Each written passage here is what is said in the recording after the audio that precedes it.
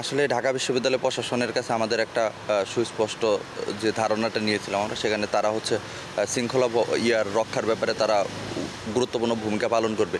কিন্তু গতকাল রাত 1টার সময় যখন উমামা আপু নিজের হল রেখে অন্য হলে অবস্থান করে এবং সেখানে হচ্ছে ভোট চায়, সেটা হচ্ছে যে আচরণবিধি আছে সেটা সুস্পষ্টভাবেই হচ্ছে লঙ্ঘন করা হয়েছে।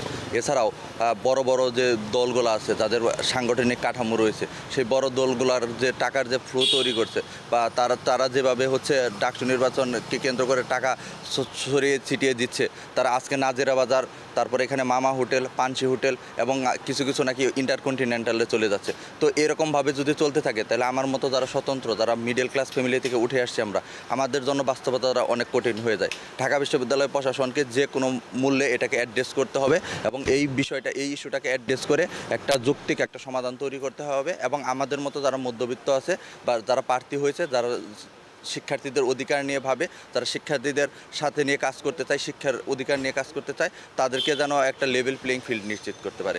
আসলে এটা আপনারা বুঝতে পারেন যে কার কাছে অনেক বেশি টাকা আছে। কারো টাকা আসে লন্ডন থেকে, কারো টাকা আসে হচ্ছে মন্ত্রীপাড়া থেকে, আবার কারো টাকা আসে আপনারা জামাত শিবিরের কথা জানেন। তার মানে সবাই এখানে টাকা নিয়ে আসতেছে, সবাই টাকার একটা ফ্লো তৈরি করছে সাধারণ স্টুডেন্টের মাধ্যমে। তারা হচ্ছে কিছু উৎকুচ প্রধানের মাধ্যমে আসলে ভোটের পরিবেশটাকে নষ্ট করতে চায়। ডাকসু তো এরকম হওয়া উচিত ছিল না। ডাকসু হওয়া উচিত হচ্ছে শিক্ষার্থীদের নিয়ে কাজ করবে, পরবর্তীতে জাতীয় রাজনীতির যে নেতৃত্বের যে সংকট আছে সেটা পূরণ করবে। কিন্তু এইভাবে যদি হচ্ছে বড় বড় যে সাংগঠনিক যাদের কাঠামো আছে তারা যদি টাকা ছড়াতে থাকে, তাহলে তখন আমাদের মতো মধ্যবিত্ত বা স্বতন্ত্র প্যানেল থেকে যারা নির্বাচন করছে, আমাদের জন্য এই নির্বাচন করাটা অনেক কঠিন হয়ে যায়।